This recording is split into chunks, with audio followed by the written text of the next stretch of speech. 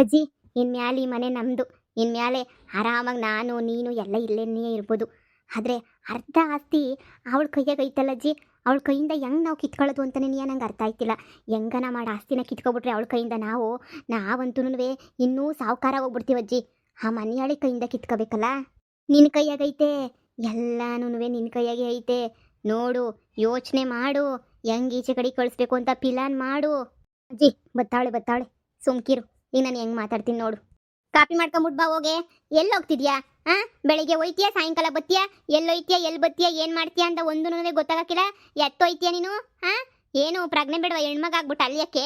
ಹೋಗು. ಕಾಪಿ ಗಿಪಿ ಏನಾರ ಇಕ್ಕಬಿಟ್ಟು ಬಂದು ಕೊಡು. ಹೊತ್ತಿಗೆ ಅಂತ ಬೆಲೆನೂ ಬೇಡ. ಹೊತ್ತಿಗೆಗೆ ನನ್ನ ಬೆಲೆ ಕೊಡೋದು ಕಲ್ತ್ಕ. ಏನಂದೆ? ದಾರಿ ತಪ್ಪಕ್ಕೆ ನಾನು ಬೆಳಿಗ್ಗೆ ಹೋದ್ರೆ ಸಾಯಂಕಾಲ ಬರ್ತಾ ಇದ್ದೀನ? ಹೂ ಕಣವ, ನಿನ್ನಷ್ಟಂತೂ ದಾರಿ ತಪ್ಪಿಲ್ಲ ನೋಡು. ಬಸ್ರಿ ಆಗಷ್ಟು ನಾನಂತೂ ತಪ್ಪಿಲ್ಲ ದಾರಿನ. ಈ ಕಡೆ ಬಾರೆ, ನಾನು ಒಳಗಡೆಗೆ ಹೋಗ್ಬೇಕು. ಏನೇ ನಿಮ್ಮ ಅಪ್ಪನ ಆಸ್ತಿ ಅನ್ಕೋಬಿಟ್ಟ? ಇದು ನಮ್ಮ ಅಪ್ಪನ ಆಸ್ತಿ, ಸರಿನಾ? ಅರ್ಧ ಅಷ್ಟೇ ನಿಂದು, ಇನ್ನು ಅರ್ಧ ನಂದು. ಅಜ್ಜಿ, ಅವಳು ಬೈತಾ ಇದ್ರು ಕಿಸಿತಿದ್ಯಲ್ಲ ನೀನು. ಏನ್ ಮಾಡ್ತೀಯಾ? ನಿನ್ನಂಗೆ ಕಿರ್ಚಾಡ್ಬಿಟ್ಟು ಗೆಲ್ಲಕ್ಕಾಯ್ತದ? ನೈಸ್ ಮಾಡಿ ಹೆಂಗನ ಮಾಡಿ ಯಾವ್ದನ ಒಂದು ಹುಡುಗನ್ ತಗ್ಲಾಕ್ಬಿಟ್ಟು ಇಲ್ಲಿಂದ ತೊಲಗಿಸ್ಬಿಟ್ಟು ಆಸ್ತಿ ಪಡ್ಕೊಳ್ಳೋದು ನೋಡಿದೀನಿ. ನಿನ್ನಂಗೆ ಕೂಗಾಡಿದ್ರೆ ಅವಳು ನಿನಗಿನ ಶಾನೆ ಏನಿಯ ಕೂಗಾಡ್ತಾಳೆ. ಇರು, ನನ್ನ ಗಂಡಂಗೆ ಹೇಳ್ತೀನಿ, ಆಮೇಕಿಂದ ನೋಡ್ಕತ್ತಾನ ಅವನು. ಇದೆಲ್ಲ ಬಿಟ್ಟು ಮೊದಲು ಗಂಡನ ಹೆಂಗೆ ಬುಟ್ಟಿಗೆ ಹಾಕಬೇಕು ಅನ್ನೋದು ನೋಡ್ಕೊಳ್ಳಲೇ. ಇದನ್ನೆಲ್ಲ ಆಮೇಕಿಂದ ನೋಡ್ಕೊಳ್ಳಿವಂತೆ. ಥೂ, ಏನು ಮಾಡೋದು ನಂಗಂತೂ ಅರ್ಥನೇ ಆಗ್ತಿಲ್ಲ. ಅಜ್ಜಿ, ನಿಜನಾ? ಆ ಶಾರದಿ ಮಗಳು ಇಲ್ಲೇ ನೀ ಊರಾಗ ಓಡಾಡ್ತಾವಳಂತೆ, ನಿಜನೇ? ಅದೇನೋ ಕಣಮ್ಮ, ತಲಾಕೊಬ್ಬೊಬ್ರು ಮಾತಾಡ್ತಾವ್ರೆ. ಇಬ್ಬಿಬ್ರಂತೆ ಶಾರದಿ ಮಕ್ಕಳು, ಇವಳೆ ಬೇರೆನಂತೆ ಅವಳೆ ಬೇರೆನಂತೆ ಅಂತ ಹೇಳ್ಬಿಟ್ಟು ತಲಾಕೊಬ್ಬೊಬ್ರು ಮಾತಾಡ್ತಾವ್ರೆ. ಏನು ಎತ್ತ ಅಂತ ಮಾತ್ರ ಅರ್ಥ ಆಯ್ತಿಲ್ಲ ನನಗಂತೂ. ಹೌದೇ? ಏನು ನಮ್ಮ ನನಗಂತೂ ಏನೂ ಕೇಳಿಲ್ಲ. ಏನು ಇಬ್ರು ಒಂದೇ ಥರ ಅವರಂತೆ ಗೊಂತಾವ್ರೆ. ಏನೋ ಬಂದು ಪೊದ್ದಿ ಮನೆಗೆ ಅವಳಂತೆ ಅಂತ. ಅದೇನೇನಿಯ ನನಗೂ ಗೊತ್ತಿಲ್ಲ ಕಣಮ್ಮಿ. ಅದೇನು ಕಥೆಯೋ ಏನು ವಿಷಯನೋ ಗೊತ್ತಿಲ್ಲ ನನಗೆ. ಗೊತ್ತಾಯ್ತದೆ ಬಿಡು ಮುಂದಕ್ಕೆ. ರೀ ರೀ ನೋಡೆ, ರೀ ಅದು ಇದು ಅಂತ ಕರ್ದೆ ಅಂದ್ರೆ ನನಗೆ ಮೈಯೆಲ್ಲ ಉರ್ದೋಗ್ಬಿಡುತ್ತೆ. ನನ್ನನ್ನು ಮಾತ್ರ ನೀನು ಕಂಡ ಅಂತ ಅನ್ಕೊಂಡ್ಲು ಬೇಡ ಕರೀಲು ಬೇಡ. ನೋಡಕ್ ಊರ್ ಜನಗಳಿಗೆ ಅಷ್ಟೇ ನೀನು ನನ್ನ ಹೆಂಡತಿ. ನೀನಂತೂ ನನ್ನ ಹೆಂಡತಿ ಆಗಕ್ಕೆ ಸಾಧ್ಯನೇ ಇಲ್ಲ. ಎಷ್ಟು ಮಾನ ಮರ್ಯಾದೆ ಎಲ್ಲ ಕಳೆದ್ಬಿಟ್ಟು ನೀನು ಮದುವೆ ಮಾಡ್ಕೊಂಡೆ ಅಲ್ವಾ? ಅದು ಹೆಂಗೆ ಸುಖವಾಗಿರ್ತೀಯೋ ನಾನು ನೋಡೇ ಬಿಡ್ತೀನಿ. ರೀ, ನಾವಿಬ್ರು ಹಿಂಗೆ ಕಿತ್ತಾಡ್ತಾ ಇದ್ರೆ ಆಸ್ತಿ ಎಲ್ಲ ಕೈ ತೊಗೊಂಡೋಗ್ಬಿಡಕ್ಕಿಲ್ವಾ? ಯೋಚನೆ ಮಾಡಿ, ಹುಟ್ಟ ಮಗಿಗೆ ಏನಂತ ಹೇಳ್ಬಿಟ್ಟು ನೀವು ಇದು ಮಾಡ್ತೀರಾ?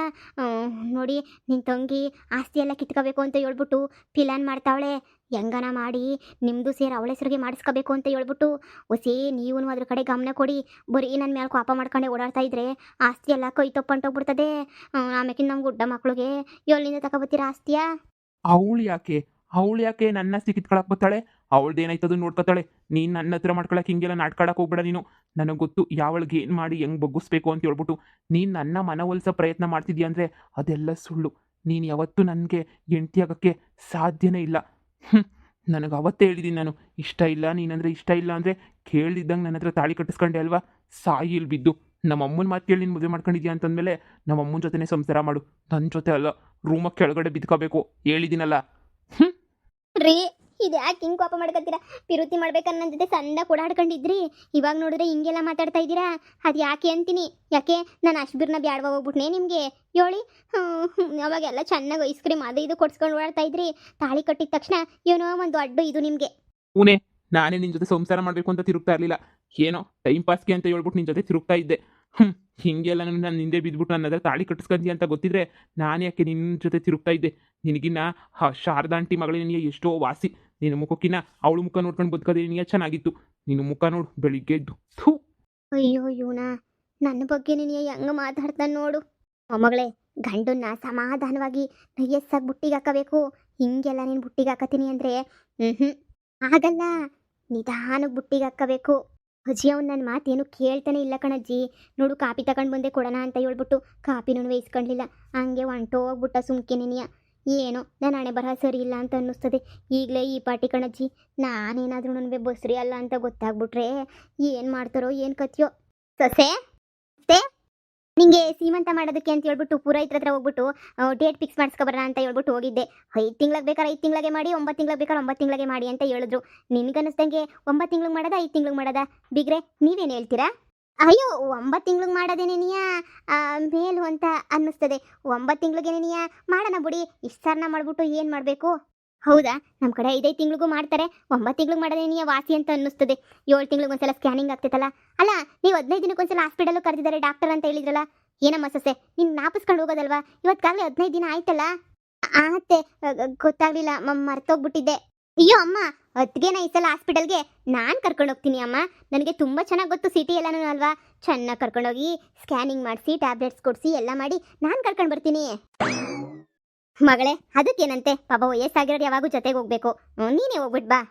ಅತ್ತೆ ಬೇಡ ಬೇಡ ಬೇಡ, ಅವ್ರಿಗೆಲ್ಲ ಯಾಕೆ ತೊಂದರೆ, ನಾನೇ ಹೋಗ್ಬಿಟ್ಟು ಬರ್ತೀನಿ ಬಿಡಿ.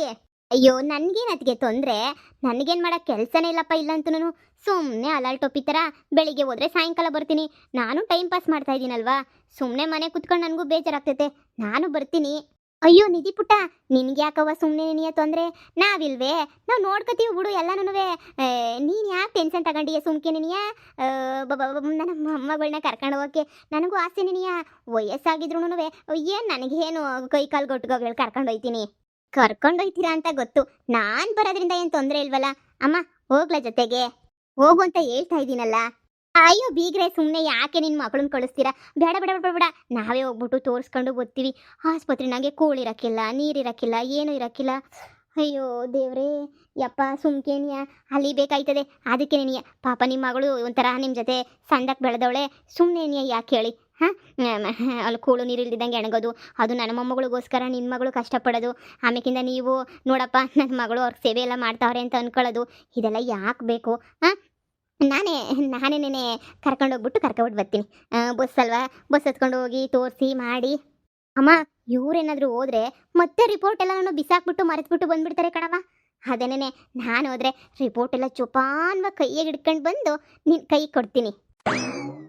ಹಾಂ, ನೀವು ಯಾವಾಗೂ ರಿಪೋರ್ಟ್ನ ಮರೆತೇ ಬರ್ತಿರಲ್ಲ, ಯಾಕೆ ಮರೆತು ಬರ್ತೀರಾ ರಿಪೋರ್ಟ್ನ? ರಿಪೋರ್ಟ್ ಎಷ್ಟು ಮುಖ್ಯ ಅಂತ ನಿಮಗೂ ಗೊತ್ತಿಲ್ವಾ? ಬಹಳ ಮುಖ್ಯ ರಿಪೋರ್ಟ್ನು. ಫಸ್ಟು ರಿಪೋರ್ಟ್ನ ತಗೊಬಿಟ್ಟು ಬರೋದು ಕಲೀರಿ. ಅಲ್ಲೇ ಬಿಟ್ಬಿಟ್ಟು ಬಂದರೆ ಯಾರು ನೋಡ್ಕೊಂತಾರೆ? ಏನು ಕತೆ? ಹಾಂ, ಹಬ್ಬ ನಿಮ್ಗಂತೂ ಯಾವಾಗ ಬುದ್ಧಿ ಬರುತ್ತೋ ಏನೋ. ಏನಮ್ಮ ತೇಜ, ನಿನ್ಗಾದ್ರೂ ಬುದ್ಧಿ ಬೇಡವಾ? ರಿಪೋರ್ಟ್ ಎಷ್ಟು ಮುಖ್ಯ ಹೇಳು. ಅದರಲ್ಲೇನೇ ಗೊತ್ತಾಯ್ತದಂತೆ ಹೆಣ್ಮಗುನ ಗಂಡು ಮಗುನ ಅಂತ. ಅದ್ರಾಗ ಏನೋ ಒಂಥರ ಮೆನ್ಷನ್ ಮಾಡಿರ್ತಾರಂತೆ, ನಮಗೇನು ಸರಿಯಾಗಿ ಗೊತ್ತಾಗಕ್ಕಿಲ್ಲ ಅಷ್ಟೇನೆ. ಈ ಸಲ ನಾನೇ ಹೋಗಿ ರಿಪೋರ್ಟ್ ಅಮ್ಮ ಮಿಸ್ ಮಾಡ್ದಿರೋ ಥರ ಎತ್ಕೊಂಡು ಬರ್ತೀನಮ್ಮ. ನೀನೇನು ಯೋಚನೆ ಮಾಡಬೇಡ. ಅತ್ತಿಗೆ ಆರಾಮಾಗಿ ಹೊರಡಿ, ಬೆಳಿಗ್ಗೆ 10 ಗಂಟೆಗೆ ಬಸ್ ಐತೆ. 10 ಗಂಟೆಗೆ ಹೋಗಿ ತುಮಕೂರ್ಗೆ ಹೋಗಿ ಮೇನ್ ಹಾಸ್ಪಿಟಲಲ್ಲಿ ಚೆನ್ನಾಗಿ ತೋರಿಸ್ಕೊಂಡು ಡಾಕ್ಟ್ರ್ ಹತ್ರ ರಿಪೋರ್ಟ್ ಇಸ್ಕೊಂಡು ನಮ್ಮ ಪಾಪು ಹೇಗಿದೆ ಅಂತ ಹೇಳ್ಬಿಟ್ಟು ನೋಡ್ಕೊಂಡು ಆರಾಮಾಗಿ ಬರ್ತೀವಿ. ನಮ್ಮ ಅಣ್ಣಂಗೂ ಬಹಳ ಖುಷಿ ಆಗ್ಬೋದೇನೋ ಮಗು ಹೆಂಗಿದೆ ಅಂತ ಹೇಳಿದ್ರೆ. ಅಮ್ಮ ಅಣ್ಣ ಇವಾಗ ಅದಕ್ಕೆ ಮೇಲೆ ಗರಂ ಅಂತ ಹೇಳ್ಬಿಟ್ಟು ಕೋಪ ಮಾಡ್ಕೊಂಡವ್ರೆ. ಮಗು ಏನಾದರೂ ಕೈಗೆ ಬಂತು ಅಂದರೆ ಅಣ್ಣನ ಮನಸ್ಸು ಹಾಗೆ ಕರ್ಗೋಗ್ಬಿಡ್ತೈತೆ ಅಂತ ನನಗೆ ಅನ್ನಿಸ್ತೈತೆ. ಹಾಂ ಹಾಂ ಹಾಂ, ನನಗೂ ಹಂಗೆ ಅನ್ನಿಸ್ತೈತೆ. ನನ್ನ ಮಗ ಕರ್ಗೋಗ್ಬಿಡ್ತಾನೆ ಮಗುನ ಮುಖ ನೋಡಿದ ತಕ್ಷಣ. ನೀನಿಯ ಅತ್ತೆ ಅದು ಇಲ್ಲ ಇದು ಇಲ್ಲ, ಸುಮ್ಮನೆ ನೀನಿಯ ಹೋಗ್ಬಿಟ್ಟು ಬರ್ರಿ ಆಸ್ಪತ್ರೆಗೆ ಬೆಳಿಗ್ಗೆ. ನೀನಿಯ ನನ್ನ ಮಗಂಗೆಲ್ಲ ನಾನು ಹೇಳ್ಕತ್ತೀನಿ, ನನ್ನ ಮಗ ಬದ್ದ ಹಾಗೆ ಆಯ್ತಾನೆ ಸರಿನಾ? ಮಗ ಒಂದು ಎತ್ಕೊಟ್ಬಿಟ್ಟು ನೀನು ಉಳ್ದಿರೋದೆಲ್ಲ ನಾನು ನೋಡ್ಕೊತೀನಿ. ನನ್ನ ಮಗನ ಹೆಂಗೆ ಸಮಾಧಾನ ಮಾಡಬೇಕು, ನನ್ನ ಮಗನ ಹೆಂಗೆ ನಿನ್ನ ಕಡೆಗೆ ವಾಲಿಸ್ಬೇಕು, ಅದೆಲ್ಲ ನನಗೆ ಗೊತ್ತು. ಈ ಗಂಡಸ್ರು ಬುದ್ಧಿ ಎಲ್ಲ ನಂಗೆ ಸಂತಾಗ ಗೊತ್ತು. ಮಗ ಹುಟ್ಟಿದ್ಮೇಲೆ ನಮಗಿನ ಶಾನೆ ಮಗನ ಮೇಲೆ ನೀನಿಯ ಹೊಂಟೋಗ್ಬಿಡ್ತದೆ ಗೆಪ್ತಿಯಲ್ಲ. ನಾನು ಸುಮ್ಮನಿರು, ನೀನು ತಲೆ ಕೆಡಿಸ್ಕೊಬೇಡ. ನೋಡಮ್ಮ ನಿಧಿ, ಕರ್ಕೊಂಡು ಹೋಗ್ಬಿಟ್ಟು ಹುಷಾರ ಕರ್ಕೊಂಡ್ಬಿಟ್ಟು ಬಾ ಸರಿನಾ? ಸರಿ, ನಾನು ಇನ್ನೇನು ಮತ್ತೆ ಸೀಮಂತದ 9 ತಿಂಗ್ಳಿಗಲ್ವ ಮಾಡೋದು, ಆವಾಗ ಏನೇನು ನೋಡ್ಕೊಂಡ್ರೆ ಆಯಿತು. ಪುರೋಹಿತರ ಹತ್ರ ಮಾತಾಡ್ತೀನಿ. ಹಾಂ, ಇವಾಗ ರೆಡಿಯಾಗ್ರಿ ಬೆಳಗ್ಗೆ ಓಕೆ. ನಿಧಿ ಅದೆಷ್ಟು ಬೇಕೋ ದುಡ್ಡು ಇನ್ನೂ ಒಂದು 5,000 ಎಕ್ಸ್ಟ್ರಾ ನೀನು ಕೊಡ್ತೀನಿ. ಅದಕ್ಕೇನು ಹುಷಾರ ಕರ್ಕೊಂಡೋಗ್ಬಿಟ್ಟು ಹುಷಾರ ಕರ್ಕೊಂಬಿಟ್ಟು ಬಾ. ಆಯಿತು ಅಮ್ಮ, ಆಯಿತು ಆಯಿತು. ಅಜ್ಜಿ, ಈ ನಿಧಿ ಬೇಕು ಅಂತ ನೀನು ಹಿಂಗೆ ಮಾಡ್ತಾಳೆ ಅನ್ನಿಸ್ತದೆ, ನಮ್ಮನ್ನೆಲ್ಲ ಸಿಗಾಕ್ಸ್ಬಿಡೋಕ್ಕೆ. ಅಜ್ಜಿವಾಗಿ ಏನು ಅಜ್ಜಿ ಮಾಡೋದು? ಅಯ್ಯೋ, ಈಗ ಆಸ್ಪತ್ರೆಗೆ ಹೋದರೆ ನನ್ನ ಹೊಟ್ಟೆ ಒಳಗಡೆ ಮಗ ಇಲ್ಲ ಅಂತ ಗೊತ್ತಾಯ್ತದೆ. ಆಮೇಕಿಂದ ಇನ್ನೂ ಹೆಂಗೋ 2-3 ತಿಂಗಳು ಮೇಂಟೈನ್ ಮಾಡೋಣ ಅಂತ ಹೇಳಿದ್ರೆ, ಇವಳು ನೋಡಿದ್ರೆ ಇವಾಗೇನೇ ನೀ ಎಲ್ಲ ಹಾಳು ಮಾಡ್ತಾವಳಲ್ಲ. ಏನು ಮಾಡೋದಜ್ಜಿ? ನೋಡೋಣ ಇರಿ, ಏನೋ ಒಂದು ಮಾಡೋಣ. ಅಲ್ಲಿ ನರ್ಸು ನಮಗೆ ಪರಿಚಯ ಅವಳಲ್ಲ, ಅವಳ ಹತ್ರ ಏನೋ ಒಂದು ಗಿಮಿಕ್ ಮಾಡೋಣ.